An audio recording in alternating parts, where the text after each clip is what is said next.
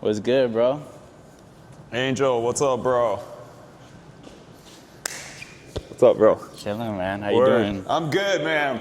Welcome, welcome. Hell yeah, bro. Let's get you right then. What's good, y'all? It's Angel Flores from Ace Face Barbershop. I'm here with Ty Wegener of Wag Sign Company. So what? I'll tell you. So what inspired you to choose this career path, bro? Honestly, I was kind of just doing it before I realized that it was even a career path to take. I was working for a company, and it was a help desk type job where I was on the computer and phone for my work duties during the day. And basically I was just like teaching myself typography in between my work shit I was doing. And one thing led to another. I left that job and was over at BMW and selling cars, and I got caught drawn at my desk one day. And the manager was like, "Hey, I want you to draw up these placards for the cars that are sitting on the showroom floor." And so I was doing that for a little bit, and as I am going through the design process with the first, I'll call it 20 of those placards, I started to realize that my stuff sucked. I'm like, this is just different than what I've been doing, teaching myself the typography, because now I have to lay it all out into a sign format or advertising format, right? So I got online and was doing some digging around and was just like looking for hand lettering samples and just trying to see what was out there to maybe draw some inspiration from it.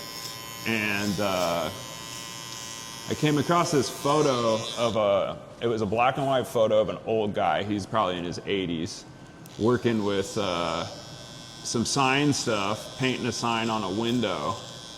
And I immediately saw this photo and just Stuck out to you. Yeah, set my phone down and looked over at my wife and was like, "This is it. This is what I'm doing for the rest of my life." That's fire. And that was like about 13 years ago.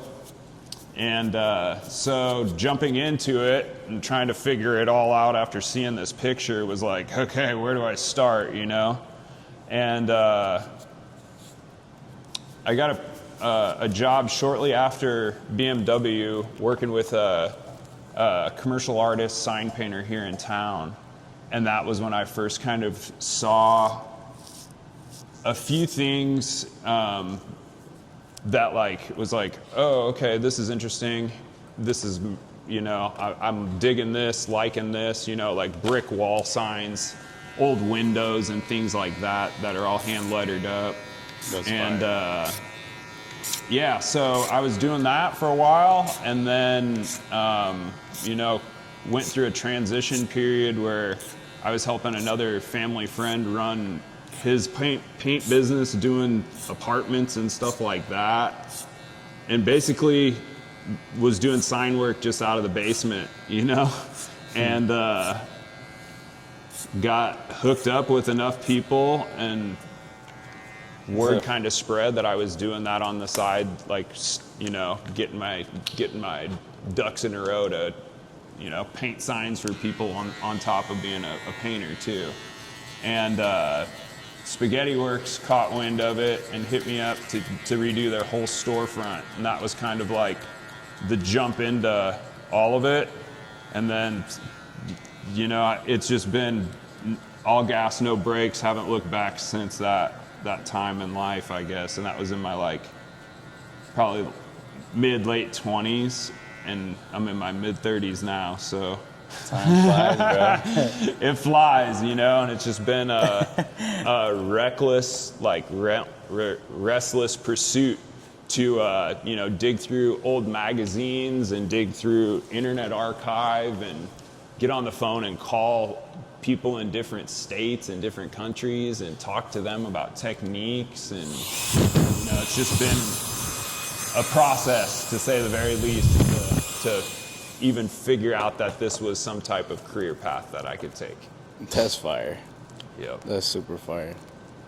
Damn, that's crazy, bro. I didn't know you used to sell cars, bro. Hell yeah, bro. So question, bro. How do you structure your day?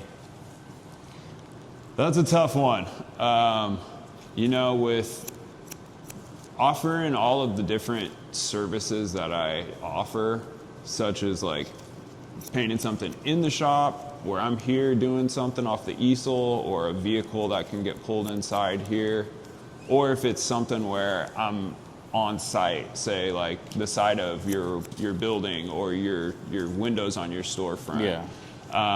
I start early in the day, so I at least try to be there between 7 and 8 as a starting point, wherever it is that I'm starting at. And then I typically like to do all of my communication as it rolls in. I'm blessed to have a wife who is involved with that portion of my business. Oh, yeah. So we can kind of tag team things, and that's a huge blessing, because I do a lot of work on the road. So there's times where I'm like up on a ladder on the side of a building, and like we're able to kind of have this seamless communication back and forth, where she's helping out with all of that portion of that side of things. So that's been awesome, and that's definitely a huge benefit for sure.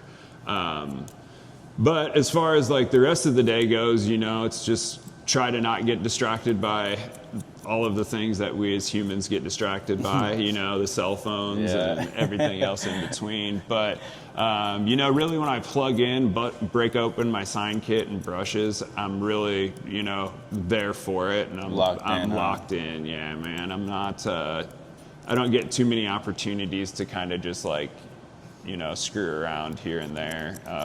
If I'm in the shop, we do got that ping pong table over there though, and that definitely has got my attention a time or two, to say the very least. So, but yeah, man, I just really try to stay locked in and committed to whatever project is in front of me, and bang that thing out and focus, get it knocked out, and kind of regroup, and then on to the next one. So, oh hell yeah. Yep.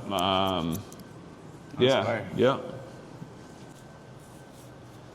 So, what sets you apart from other sign companies, bro?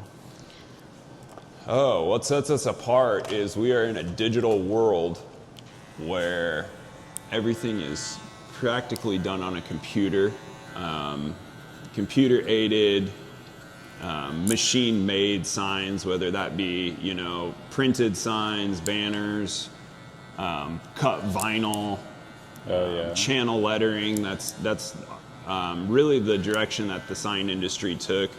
There was a big change. So everything was made by hand up until about the late, forever. But there was a big change when the vinyl plotter came along, and it really changed the sign industry. And what the vinyl plotter does is it cuts out letters out of vinyl that you use computer programming, to program. I want it to say this, and it spits it out and stick it up. Well, that really changed the sign industry. This traditional sign shop, you'd go in and apprentice anywhere from a handful of years before you're kind of ready to get turned out and cut loose to go represent that said company on a wall job or a window. No facts. And there was a huge emphasis on craftsmanship and passing down this knowledge through apprenticeship. And that's how the world kind of operated before the computers and the technology really got involved. And we've gone away from that. So, nowadays, a typical sign shop doesn't do any sign painting at all, or they have one old timer, who's getting down and shit, who still will break out the brushes from time or two. But, here on a local level, there's about 3 of us who are still painting, and that's it. And we're all different artists in our own right too. So, there's enough work for all of us to stay more than busy and kind of, beat to our own drums, and it's great in that fashion. But what sets us apart is from the modern sign companies is that this is how it was always done pre-computer. Things are drawn by hand. We follow traditional layouts, traditional color schemes, and the world really changed. You used to be able to say you had like a delivery service and you had a handful of box trucks that you wanted to get your name painted on, right? Mm-hmm. You would just drop those off here and know, okay, when I pick these up on Monday or Tuesday after a long weekend of Ty having them, they're gonna look a lot better than like what I probably could have came up with, right? No, facts. Now we live in a world where everyone wants to see what it is that they're gonna get before getting it. We've moved into this rapid press print and hey, that's super true though, bro. Have digital renders of everything, and a part of the process of what I have going on is to try to gain the business owner's trust, or the whatever job it is that I'm doing. It's it could be a commission job too, to gain their trust and really like show them, hey, I have your best interest in mind. What I'm coming up with is I'm following some traditional quote unquote guidelines and approaches here to really draw attention to whatever it is, whether it's your business, or a product that you're selling, or a sale that's whatever, Yeah, I hear you. And when I see a sign that my buddy Chris Hale paints, and it's for best results, let me do my job, and I laugh pretty hard at that because in this world that we live in, everyone's so used to seeing everything, and it's like there's no suspense there, and it's like if I can gain their trust, and that's the best type of job for me, is like when someone says, hey, I don't want to even see it, just you design it, bang it out, and that's do your thing. That's the best type of job for me. So yeah, that's fire. So what advice would you give someone who's starting their own business? I would say be ready. Be ready for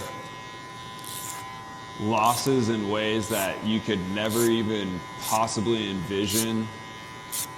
Dealing with huge doses of rejection after you pour your heart and soul into whatever it is that you're doing.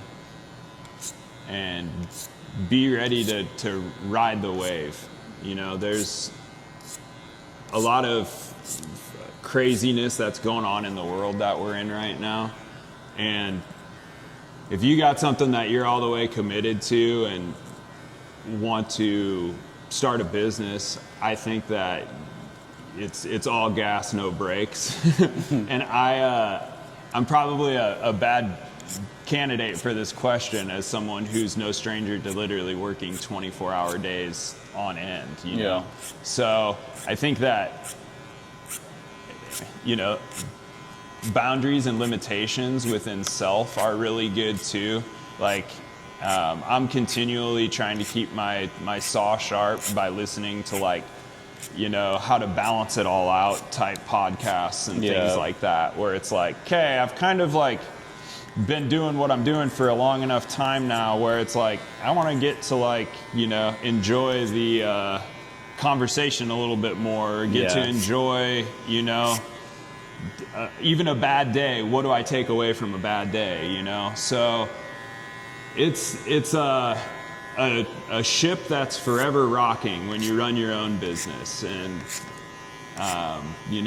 if you're wanting to start something, I will just reiterate, all gas, no brakes. It's pretty wild depending upon what type of scale you're at too. I'm a one-man band, so I have to play answer the phone, schedule a meeting, show up to that meeting, get the artwork done for that meeting, sell that job, then come back and be the supply run and put all the paint and everything together, and then get the artwork blown up if we're making a big pattern for it or something, and then come execute it on the side of the building, and then invoice you afterwards. So there's a lot of things that you maybe might not think about that are out there. So ask your friends who run their own businesses what it's like running a business, because they just see the good, they don't see the bad that's behind the doors. That's right. It's Prepare for the worst. Yeah, there's the age-old oh, it must be nice, being your own boss. It's really? I haven't had a holiday since Christmas, and you feel like you take a day off and it's oh, I should be doing this, that, and the third to stay on schedule that I'm already behind on, No, really though. And, so it's back to it, to balance. It's find that balance where you can apply, all gas, no brakes, apply yourself as steadfast as you can, but also know when to unplug and hey, I'm not taking over the world today, and the deadline isn't for another 2 weeks, so maybe stressing yourself out and going overboard isn't, you don't need to pick a random Monday to do that, So Facts. Yeah, good balance, good schedule. Scheduling's everything. When you can really write things down. I'm a write it on pen and paper kind of dude, not a digital thing. And, digital calendar, which my wife is just trying so hard to get me on a digital calendar, and I do so much better when I just literally draw a calendar out on a piece of graph paper and write everyone's name on it. So, no, for real.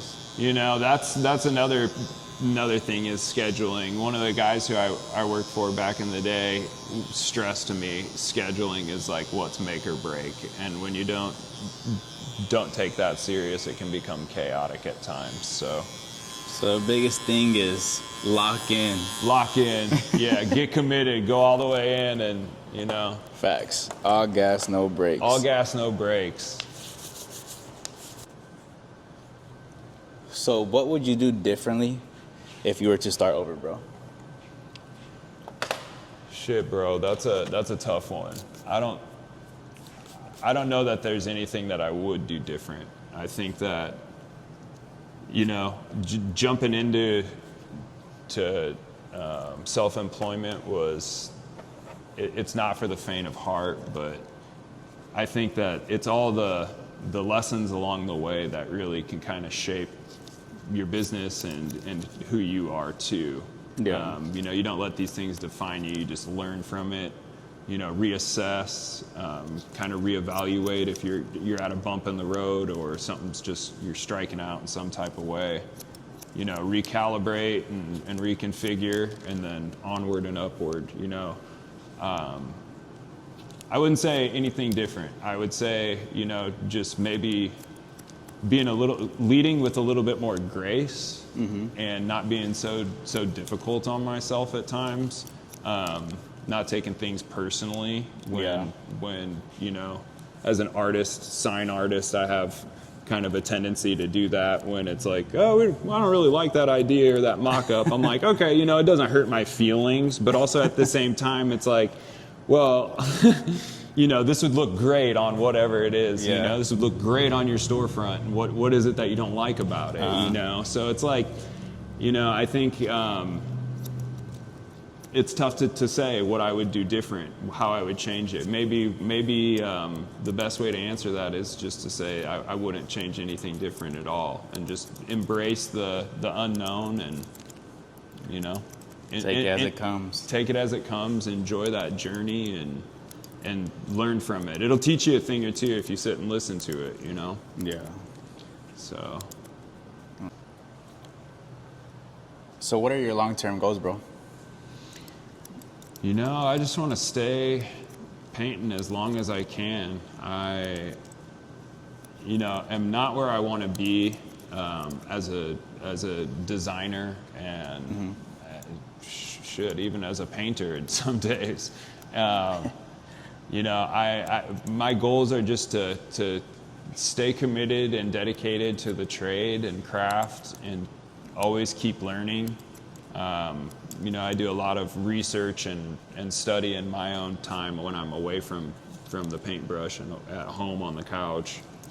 And, you know, I think that a lot of that education is important to, you know, further these goals that I'm in reference to. So it's just a lot more application of, you know, signs from here to the middle of nowhere, wherever that might be. And the goal is just to keep painting. Keep painting. I thoroughly enjoy what I've jumped into and all the people that it's allowed me to meet along the way, and, you know, play a part in different communities, whether it's here in Omaha or a couple hours down the road or, you know, on the other side of the country. And I like still being part of that, so to say, Americana feel, where this is like, you know, it's a brand new thing. I'm painting a brand new sign on your building, but like the process is so far removed from the average person that like it's kind of like antiquing in theory, you know? So I just want to continue to keep like representing the trade in a positive way with excitement and educating customers and anyone who stops by to tell me they can't draw a straight line or use a stencil on a window or something, you know? So it's just, you know, just continue to grow, like not only as a business, but as a person too, you know? Like continue to further relationships with existing customers and, you know, just keep playing my part throughout the city and the community and the whole state. Hell yeah. Yeah. That's a good answer. That's kind of the way that I feel about that, you know? Yeah. Like it's not necessarily this goal.